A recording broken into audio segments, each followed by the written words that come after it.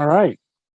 Well, I am Nate Gardner, and I thank you for coming to my capstone presentation. And my capstone project for this semester was collecting PLSS corners in Pima County, Arizona. So this morning, I'm going to talk a little bit about the public land survey system, give a quick history of the PLSS, talk about why this project was important, give the goals that I had outlined for this project, explain what data I used to begin the project, go over the methods that were used, show the results, and close out with some possible improvements. So beginning with the public land survey system, in 1785, Thomas Jefferson headed a committee that proposed a rectangular survey system for unsurveyed lands of the United States. These were west of the original 13 colonies. This committee was formed to handle the distribution and sale of federal lands to the people. The distribution part refers to the payments being made to Revolutionary soldiers for their service in the Revolutionary War that just ended in 1783. In 1785 and 1787, Congress passed two land ordinances that are considered to be the actions that created and started the PLSS. Since then, for over 200 years, land surveys have been completed using the PLSS and still continue today. As with any government action, it needs government oversight entity. In 1812, the Government Land Office, GLO, was created to manage the surveys, the sale of land, and patents issued for those lands. In 1946, the GLO and the Grazing Service were combined to form the Bureau of Land Management. Currently, the Bureau of Land Management, the BLM, is the entity that handles the survey of federal lands and management of the records pertaining to those lands, both past and present. The BLM does a lot more than just manage surveys and records, but when it comes to the PLSS, they are the authority. The rectangular grid system of the PLSS divides the country into 37 principal meridians, and each meridian has a baseline, with the intersection of those lines being the initial point for surveys. This picture shows the initial point for Arizona, which is in Avondale, west of Phoenix. The meridian area is divided into township and range blocks, and these are numbered townships are numbered going north and south, and ranges are numbered going east and west. They increase in numbers moving away from the initial point. Each township and range block is 6 miles by 6 miles. These blocks are further divided into 36 1-mile squares called sections. The initial surveys were commissioned to establish the township and range lines and monument the 4 corners of the sections in each township and range. Further divisions are accomplished by equally dividing the section into parts called aliquot parcels or lots.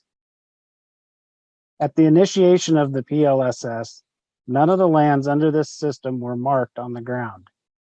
As towns, businesses, and farms moved westward across the continental United States and the territories, so did land surveys using the PLSS. As these surveys were completed, the major corners were monumented with natural resources that were available. Some of those monuments would be stones, wood stakes, and pits dug into the ground. Rudimentary small-scale maps were drawn up and submitted to the GLO with the notes from the survey. Those old monuments can still be found and still control those property boundaries. Shown here is a stone set in the 1880s, which is still controlling part of the line between Pima and Pinal County. Section corners are the main reference points set and used for the division of land, past, present, and into the future. So why do this project? Well, this project focused on Pima County. Pima County itself is over 9,000 square miles. And within the county boundary, the BLM has designated over 126,000 PLSS locations. This includes section corners, quarter corners, and special survey corners.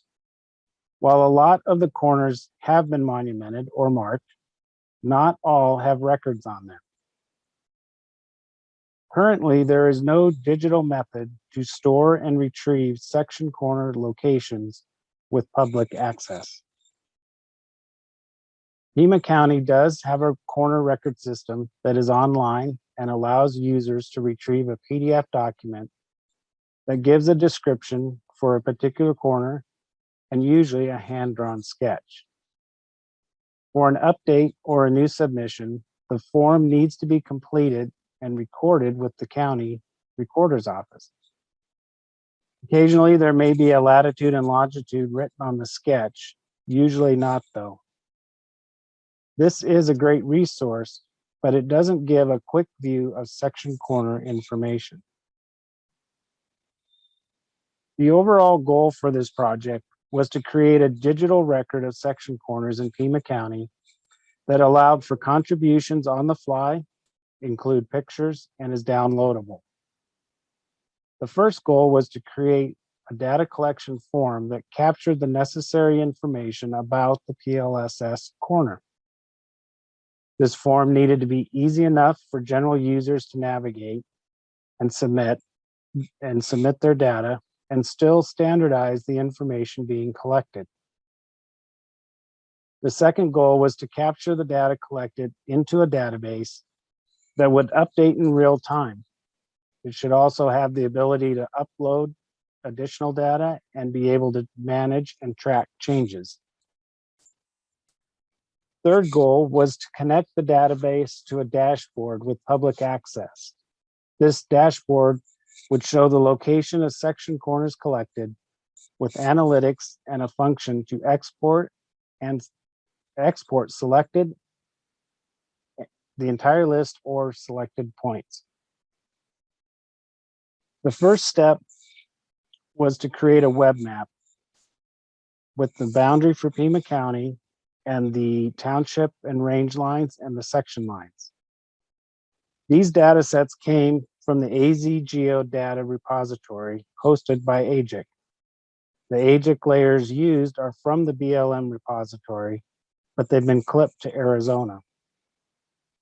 Using the Pima County boundary, the township and range layer and the section layer were clipped to create a base map focusing on Pima County. This work was completed in ArcGIS Pro and exported to ArcGIS Online.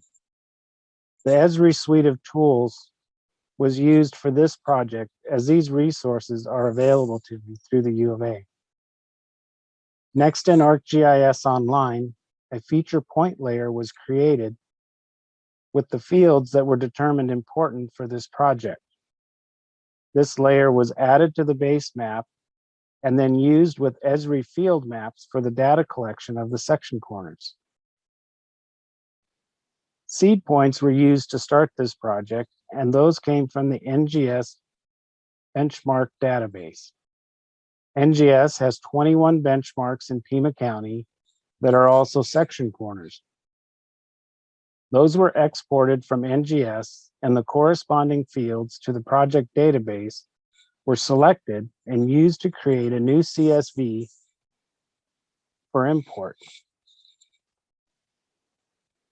After the creation of the base map and the field map form, it was time to start collecting points. A Trimble DA2 GPS receiver was used with the Trimble Catalyst 1 centimeter accuracy correction service. An Android tablet and a cell phone were both used as data collectors. They were configured to use the Catalyst high accuracy position and import that into field maps. Once points were being collected into the database, Esri Experience Builder was used to create the dashboard. Experience Builder was chosen because it allowed for the required features needed to meet the project goals.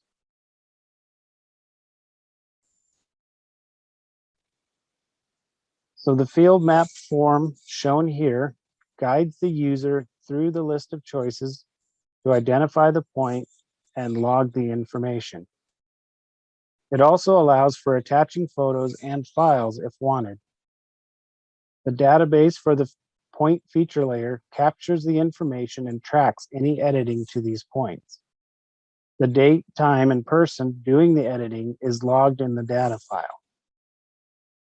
The resulting dashboard has the graphical map in the center and is surrounded by the analytics and point information. Points can be selected and exported to a CSV format, either as the total list or just points selected. I'm now going to jump to a live link to show the dashboard. So here is the dashboard with the township and range lines being shown. As you zoom in, more detail becomes available. This showing the township and range information. As you get closer, section lines appear and then section numbers as well. On the left-hand side, we have a running total of how many points have been collected into the system. A pie chart showing the contributors by group. As a particular group is selected, just those points are shown on the dashboard. Below that is a search box to be able to search by township and range. And below that is a bar graph with the number of points in each accuracy category.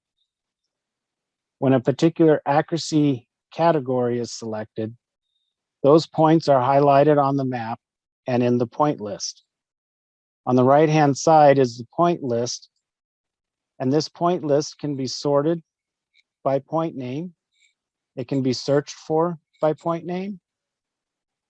And through this feature, you can export the entire list or just the points selected. When zooming in and selecting a particular point, a pop-up box shows the information on the point.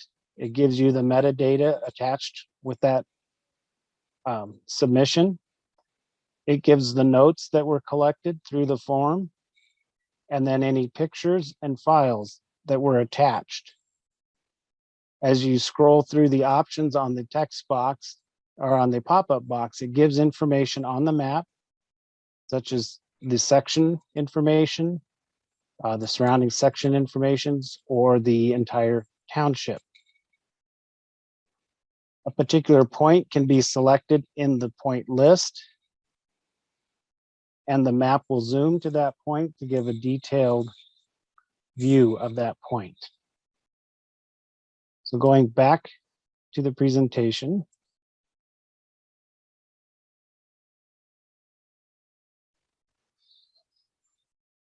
the next part is the potential improvements. With a little more time and input from other users, there will be improvements to make. Right now, there are two modifications that I feel could improve the functionality and user experience. The first would be to change the dashboard to be a little easier to navigate and search for information. Second would be to provide a link to the City of Tucson search page and the Pima County Corner Record search page. These links can be added into the dashboard. However, what would really help the user is for the township range and section information to pre-populate the search forms based on the points selected. So in conclusion, the goal to create a data collection process for PLSS corners, capture that information in a database, and then display it in a dashboard accessible to the public are complete and functional. As contributors begin to collect points and start using the dashboard, feedback will be requested about the ease of use and usefulness of the data provided. This will be the true test of the success of this project. In my opinion, for this project to be considered a success, there needs to be acceptance and usage of the tools created in this project by all the stakeholders. So thank you. That's the end of my presentation. And are there any questions?